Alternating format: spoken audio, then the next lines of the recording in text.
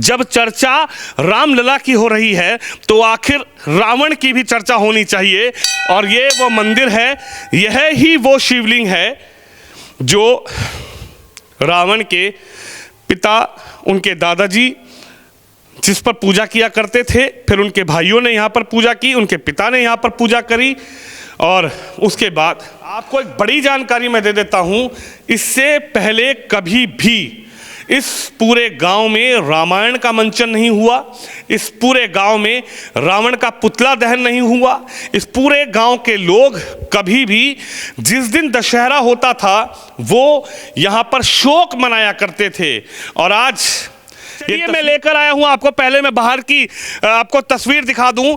देखिए ये तस्वीर आप देख सकते हैं, ये यहाँ पर विराजमान है। ये तस्वीर आप देखिए, ब्रह्मा जी हैं और खुद यहाँ पर जो तस्वीरें आप नज़र आ रही होगी, और ठीक इसके बगल में रावण के माता पिता हैं, यानी कि ऋषि विश्वश्रवा हैं और उनकी धर्मपत्नी यानी कि रावण की माँ हैं। और इसके ठीक बगल में आप देखिए, यही वो मंदिर है। मैं आपको अंदर भी ले जाकर दिखाऊंगा, वो शिवलिंग भी दिखाऊंगा जो आप प्रतिमा देख रहे हैं।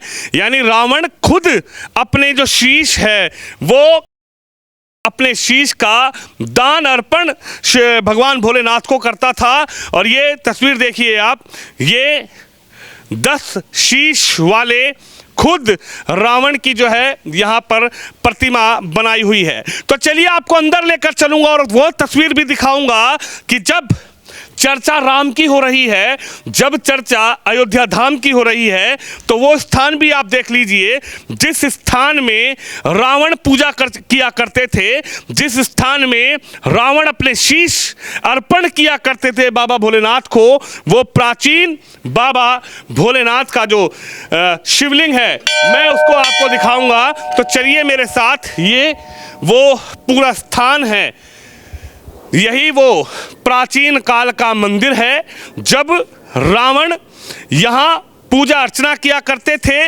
उनके दादाजी द्वारा ये शिवलिंग जो है भगवान भोलेनाथ को प्रसन्न करके बना था। यहाँ हवन कुंड है, ये तस्वीर आप देख लीजिए, ये हवन कुंड है। ये पूरा जो गांव है बिसरख गांव कहा जाता है।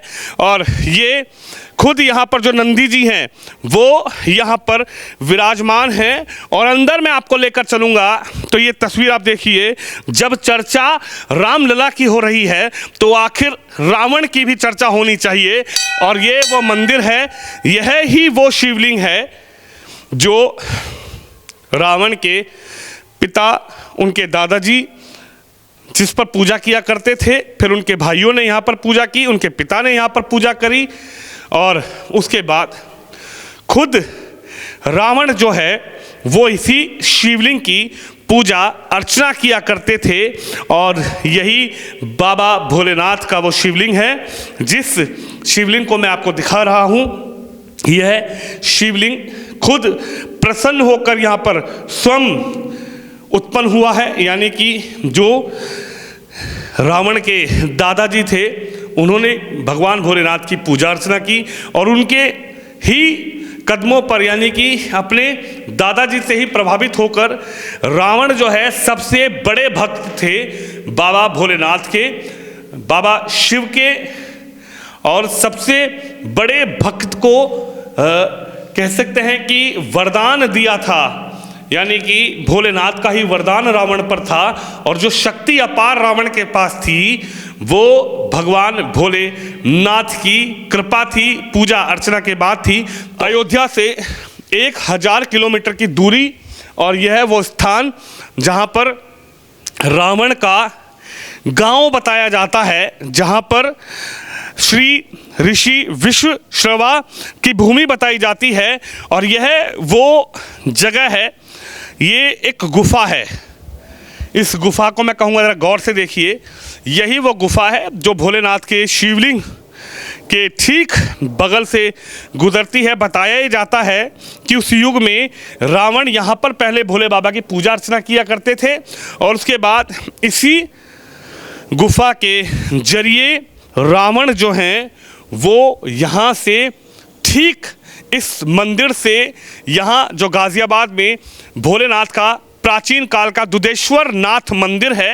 रावण यहाँ से पूजा अर्चना करने के बाद गुफा के जरिए वो दुधेश्वर नाथ बाबा भोलेनाथ को जल चढ़ाने पहुंचा करते थे। अयोध्या से 1000 किलोमीटर दूर हूं जहां पे रावण को माना जाता है। इस गांव के अंदर, इस मंदिर के अंदर रावण को माना जाता है। कभी भी यहां पर रामलीला का मंचन नहीं हुआ। और ये तस्वीर देखिए, इसी गांव, इसी प्रांगण के अंदर जो शनिदेव है, यानी कि जो 7 राशियां हैं, वो यहां पर शनिदेव के साथ विराजमान है। और मैं आगे चल के आपको दिखाऊंगा कि जब अयोध्या की चर्चा हो रही है तो इस रावण के गांव की चर्चा क्यों ना हो, इस रावण के मंदिर की चर्चा क्यों ना हो। तो चलिए आपको दिखाऊंगा प्राचीन शिव मंदिर जो है, कई 1000 साल पुराना ये शिव मंदिर है और बिसरख गांव कहा जाता है, क्योंकि अब मैं आपको लेकर चलता हूं खुद यहाँ पर। राजा जो ऋषि विश्वश्रवा जी हैं, यही रावण के पिता हैं, जो एक ऋषि थे, जो लगातार आराधना करते थे। पहले दादाजी पूजा अर्चना आराधना किया करते थे, फिर रावण के पिता बाबा भोलेनाथ की आराधना करने लगे और उसके बाद रावण सबसे बड़े भक्त बनकर उभरे बाबा भोलेनाथ के। लगातार रावण ने ऐसी पूजा अर्चना आराधना भोले बाबा की कि शीश को अर्पण भोले बाबा के चरणों में कर दिया। यह जो प्रतिमा आप देख रहे हैं, ये एक ऐसी प्रतिमा है जो पूरे हिंदुस्तान में आपको कहीं नहीं मिलेगी। गौरी शंकर जी और खुद गणेश जी विराजमान हैं। यानी कि जो प्रतिमा आप देख रहे हैं, मैं कहूँगा प्रतिमा दिखाई जाए, जो ये प्रतिमा है ये अद्भुत है। बाबा भोलेनाथ, गौरी और माँ पार्वती, माँ पार्वती और भोले शंकर की ये प्रतिमा, और खुद यहाँ गणेश जी विराजमान हैं। मैं आपको ऐसी भी तस्वीर दिखाऊंगा जो शायद आपने कभी इस बिसरख गांव में नहीं देखी होगी। आज वो आपको एक्सक्लूसिव तस्वीर भी दिखाऊंगा। ये माँ विराजमान है यहाँ पर, खुद जो है माँ की तस्वीर आपको नज़र आ रही होगी। इधर जो है लक्ष्मी नारायण, कल्कि भगवान, मैं कहूँगा इनको कलयुग के कल्कि भगवान जो हैं वो यहाँ पर विराजमान हैं। उसके बाद लक्ष्मी नारायण यहाँ पर विराजमान है। और अद्भुत चीज़ आज आपको देखने को मिलेगी, यानी कि रावण के गांव में वो आज तस्वीर आपको देखने को मिलेगी जो अद्भुत है, जो इतिहास में कभी किसी ने नहीं देखी होगी। ये देखिए, कुबेर जी भगवान यहाँ पर मौजूद हैं। राधा कृष्ण की जो प्रतिमा है वो यहाँ पर मौजूद है।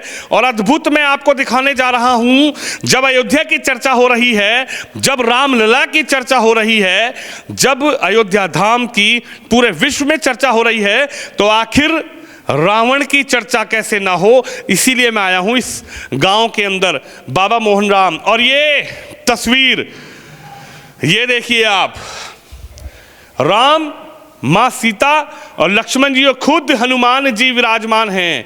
ये तस्वीर देख सकते हैं आप। ये तस्वीर जो है, ये जो प्रतिमा है, ये प्राण प्रतिष्ठा जो हुई है, यही 22 जनवरी को की गई है, जब अयोध्या धाम में मंदिर बन रहा था, तब यहाँ पर भी प्राण प्रतिष्ठा की गई है।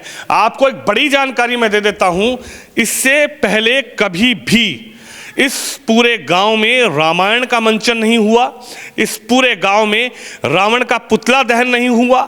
इस पूरे गांव के लोग कभी भी जिस दिन दशहरा होता था वो यहाँ पर शोक मनाया करते थे। और आज ये तस्वीर मैं आपको दिखा रहा हूँ जो अयोध्या धाम के लोग चर्चा कर रहे हैं, तो यहाँ पर इस गांव की भी चर्चा होना बहुत ज़रूरी है। हनुमान जी राम के सच्चे भक्त यहाँ पर मौजूद हैं और रावण जो हैं वो भोले बाबा के भक्त थे।